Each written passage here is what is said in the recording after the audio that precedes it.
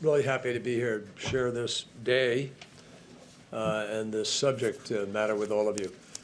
And I want to begin by just sharing with you what a spectacular job Gina and her team have done. You may remember the executive order which said the president will aim to announce the NDC at the summit. The aim was not that he had any question about wanting to do that. The aim was whether or not Gina or anybody could pull together all the parties that had to be part of preparing an NDC. A gigantic administrative organizational task which Gina and her entire team have done really superbly. And I mean that. That's not a pro forma comment. It is hard to get all of the disparate elements of your government together, the president, by issuing his executive order, to make this the climate issue and all of government enterprise, and instructing every single cabinet officer and every single agency officer to comprehensively factor climate consequences into every decision that they were making. And they have done that. And Gina created this task force. We've never had an all-of-government task force on this subject ever before. We had it now because Gina's creation, and it's worked. And that's what brought everybody together to get this ambitious but appropriate, achievable goal in place. So I salute her and I thank her for that. It's a great service. And everywhere that I went in the world in the course of the last months, first question out of people's mouths was, what's your NDC going to be? What are you guys going to do? You've destroyed your credibility. You've left the Paris Agreement. How can we trust you? What's going to happen in the next 4 years? And to which there is a very, very powerful answer, which is no politician, I think, could change what is now happening globally in the marketplace. And that is part of the message of what's happened here today and in the last few days. You've had, yesterday we announced the Net Zero Bank Alliance. We announced the Glasgow Financial Alliance for Net Zero. And we have some 43 financial institutions across the world worth some, I forget the exact sum, 40-some trillion dollars or something in terms of assets managed. And just yesterday, a number of banks announced, 6 banks to be precise, that they are allocating or setting or making a commitment that they will invest into climate-related efforts, initiatives, investments, $4.16 trillion over the next 10 years. That's been a really missing element in all of this. So I'm really happy to be here today for a number of reasons. First of all,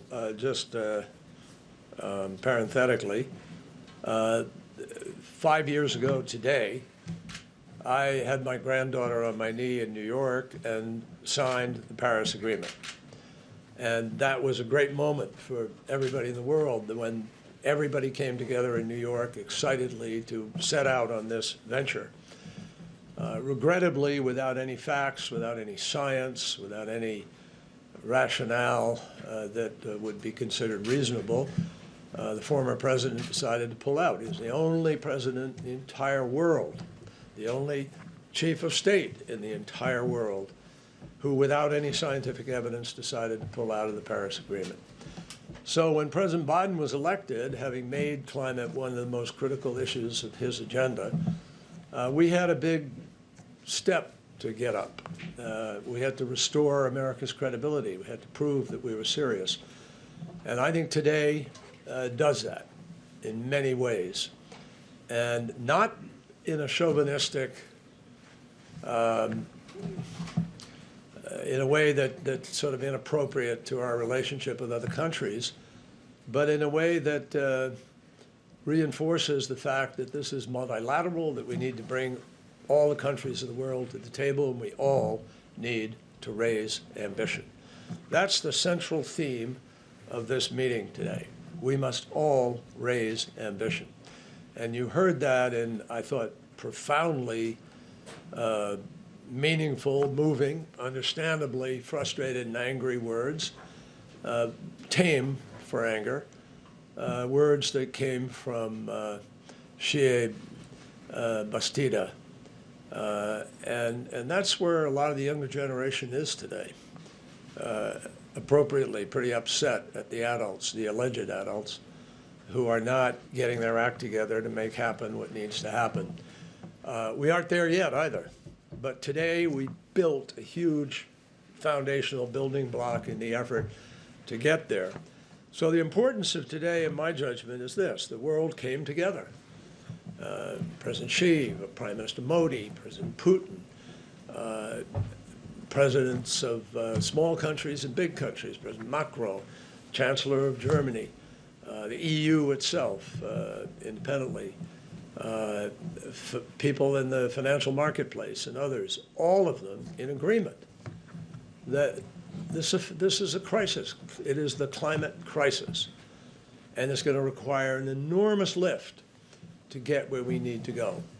So what happened today, just to underscore where we are, on January 19th, we were nowhere. We were in deficit with respect to our efforts. And because of President Biden's leadership and calling a summit and putting us on the line to do this, we now have about 55% of the global GDP committed to levels of reductions that keep faith with holding the Earth's temperature at 1.5 degrees. That is a big chunk of difference. And we've done that working with countries, sitting down with them, with Japan, with Korea, with Australia, with Indonesia, with India, with the Middle East, with 11 countries at one meeting where even oil-producing countries stepped up and made things clear.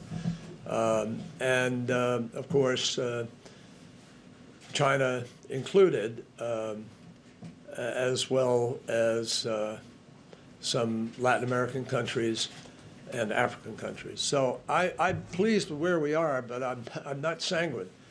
The next 6 months of diplomacy are going to be absolutely critical to the capacity to make Glasgow what it needs to be. I do believe Glasgow remains our last best hope to be able to coalesce the world in the right direction and to get the critical mass of countries, of the 20 biggest emitters who are responsible for 81% of all the emissions. All 20 of them were here today. And almost all 20 of them were pledging to do additional things. So that's our job, is to be to clarify it over the course of these next weeks and months. I just clarify very quickly, Japan said they'd cut emissions 46 to 50% by 2030. Strong efforts towards achieving a 50% reduction, up from its existing 26% reduction. Canada strengthening from a current 30% to a 40 to 45%. The Republic of Korea terminating overseas coal finance and preparing to update its NDC consistent with the 2050 net zero goal. India, a partnership with the United States to deploy 450 gigawatts of renewable power. Why is that important? Because if we can do that, which is where our finance component of this is so critical, if we do that, India is on track to hold the 1.5 degrees centigrade. So Argentina announced a package of important measures. UK last week just announced 78% target by 2035. And yesterday, EU announced a new law to embed the 55% reduction for 2030 and also the net zero. So, I think that it's